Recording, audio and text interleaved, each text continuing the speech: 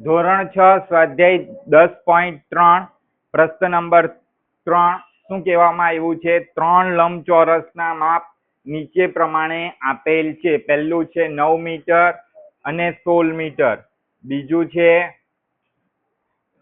છે 17 મીટર અને 3 મીટર ને ત્રીજું છે 4 મીટર અને 14 મીટર. તો આમાં કયા લંબચોરસનું ક્ષેત્રફળ વધુ અને સૌથી વધુ અને કયા લંબચોરસનું ક્ષેત્રફળ સૌથી ઓછું છે તે શોધવાનું છે. ચાલો તો આપણે સૂત્ર પ્રમાણે કરી નાખીએ. લંબચોરસનું ક્ષેત્રફળનું સૂત્ર આપણી પાસે છે. શું છે લંબચોરસનું ક્ષેત્રફળનું સૂત્ર? લંબાઈ ગુણ્યા પહોળાઈ, વત્તા નહીં ગુણ્યા. તો લંબાઈ આપણે આ લઈ લઈએ 9 મીટર અને પહોળાઈ કેટલી લઈ લઈએ? 16 મીટર. 16 નવ્વા કેટલા થાય? કોઈને ખબર છે? કેટલા થાય 16 નવ્વા? નથી આવડતું? ચાલો તો 16 નવ્વા બાજુ પર ગુણાકાર કરી નાખીએ. 16 નવ્વા 6 નવ્વાર કેટલા થાય? 6 નવ્વાર 9 6 વાર કેટલા? હા બોલો. 54. સરસ, વધી પડી 5. 9 એક વાર 9, બધાને આવડે. 9 ને 5 14. કેટલા આવ્યા? લંબચોરસનું ક્ષેત્રફળ આપણું કેટલું આવ્યું? 144 મીટરનો વર્ગ, અથવા તો ચોરસ મીટર પણ લખી શકો. બરાબર, આપણો પહેલાનો જવાબ આવી ગયો.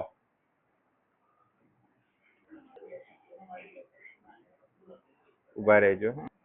એટલે આપણે બીજો દાખલો જોઈ લીધો. હવે આપણે લંબચોરસનું બીજો દાખલો જોઈશું. પહેલો દાખલો જોઈ લીધો. બીજા દાખલામાં લંબાઈ આપી છે 17 મીટર અને પહોળાઈ આપી છે 3 મીટર. તો લંબચોરસનું ક્ષેત્રફળનું શું કરીશું? સૂત્ર મૂકીશું.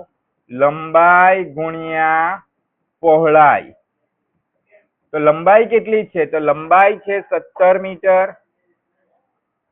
લંબાઈ છે આપણી પાસે 17 મીટર અને પહોળાઈ છે 3 મીટર. તો 17 તારી 51 આપણને બધાને ખબર છે. માટે લંબચોરસનું ક્ષેત્રફળ બીજા દાખલાનું આવ્યું 51 મીટરનો વર્ગ, અથવા તો ચોરસ મીટર. બરાબર, ધ્યાન આપજો દરેક જણ. આ બીજા દાખલાનો જવાબ આવી ગયો. હવે તે જ રીતે ત્રીજા દાખલાનો. તો ત્રીજા દાખલામાં આપણને લંબાઈ આપી છે 4 મીટર અને પહોળાઈ આપી છે 14 મીટર. બરાબર, 14 મીટર. એના ઉપરથી આપણે લંબચોરસનું ક્ષેત્રફળનું સૂત્ર મૂકીશું. લંબચોરસનું ક્ષેત્રફળ બરાબર લંબાઈ ગુણ્યા પહોળાઈ. તમને યાદ જ રહી જવું જોઈએ. આ સૂત્ર સાવ સહેલું છે. ને ચોરસનું ક્ષેત્રફળ આવે તો લંબાઈ ગુણ્યા લંબાઈ. લંબાઈ પહોળાઈ લંબચોરસમાં આવે ને ચોરસમાં પહોળાઈ આવે, ચોરસમાં લંબાઈ આવે. તો લંબાઈ છે આપણી પાસે 4 મીટર અને પહોળાઈ છે 14 મીટર. માટે 14 4 વાર કેટલા થાય? 14 ચોકું કેટલા થાય? બોલો. 14 4 વાર કેટલા થાય? કેટલા થાય 14 4 વાર? 14 4 વાર બોલો. બોલો 14 4 વાર કેટલા થાય? નહીં આવડે? એકદમ સહેલું છે. 14 ચોકો 56. 56 મીટરનો વર્ગ, એટલે કે 56 ચોરસ મીટર પણ લખી શકીએ. તો એટલે આપણને ત્રીજો દાખલો એટલે કે સી દાખલો છે. આ કયો દાખલો છે? સી. આ કયો દાખલો છે? બી. ને આ કયો દાખલો છે? પહેલો એ. બરાબર, તો તમે જોઈ શકો છો કયા દાખલાનું ક્ષેત્રફળ સૌથી વધુ છે. કયા દાખલાનું ક્ષેત્રફળ સૌથી વધુ છે પ્રિન્સ? એ. ને કયા દાખલાનું ક્ષેત્રફળ સૌથી ઓછું છે? હા બોલો.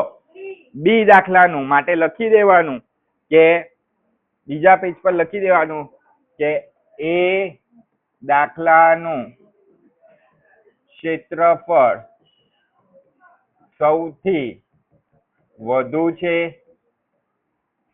ને બી દાખલાનું ક્ષેત્રફળ સૌથી ઓછું છે. આ આપણો એ અને દાખલો થઈ ગયો.